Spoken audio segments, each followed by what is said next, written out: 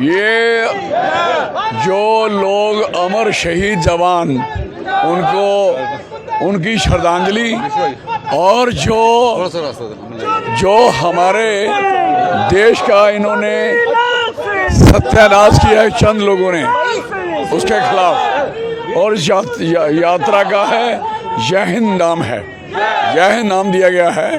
और ये यात्रा ये पूरे देश को, पूरे मुल्क को, पूरी रियासत को, पूरी हमारी इलाके को जोड़ेगी। ये यहाँ से गांव-गांव जाएगी। ये यात्रा जो है इसका कोई मुकाबला नहीं है, इसलिए ये यात्रा यहाँ से इंदिरा चौक तक जाएगी। और दिस इज वेरी क्लियर कि जो हालात इन्होंने पैदा किए हैं और जो आज तक मिलिटेंसी ने सिर उठाया है, इन चंद बेईमान पॉलिटिशियनों की वजह से मुल्क को बड़ी शिकस्त मिली है। हमने सामने पूरी कांग्रेस ने और पूरी अपोजिशन पार्टी ने पूरा सहयोग किया कि जो पाकिस्तान के साथ करना करो। ये जाके ट्रंप के आगे लेट गए। This is very unfortunate. Who is Trump? हमारे बीच में कौन है मध्यस्थता करने वाला? कौन चीज है बाय द वे? और प्राइम मिनिस्टर की खुद छाती 56 इंच कहाँ चली गई? आंखें लाल करनी थी, कहाँ गई? किसको दिखाई? किसने कहा आपको? आपने कहा कि हम जीरो टॉलरेंस करेंगे, उसके बाद भी उग्रवाद उस दिन से हो रहा है, लगातार कंटिन्यू है। क्यों नहीं रोका जा रहा है?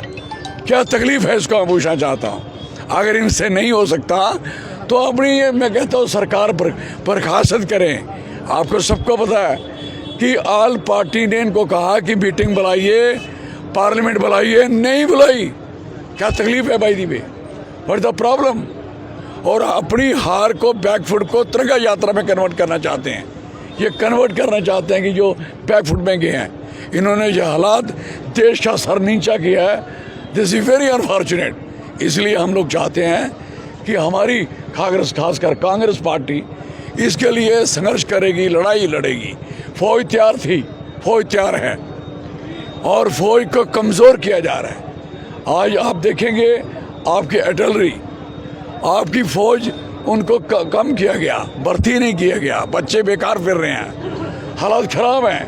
और जम्मू की तो वैसे तबाही करा दी इन्होंने, सारी जगह चिट्टा और नशा बिक रहा है। भारतीय जनता पार्टी कहती है कि हमारे आर्मी वालों की ये जीत है, लेकिन इस पार्टी की सख्त हार है।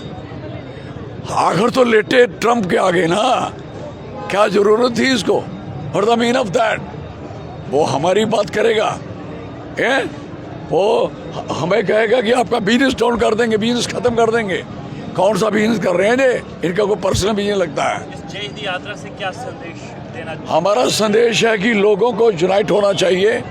जो देश को इन्होंने डाउन कराने की पूरी डाउन किया है, उसका पूरा हिसाब लेना चाहिए और इन लोगों को अपने ओहदों से हट जाना चाहिए। गंदी पॉलिटिक्स छोड़ देनी चाहिए।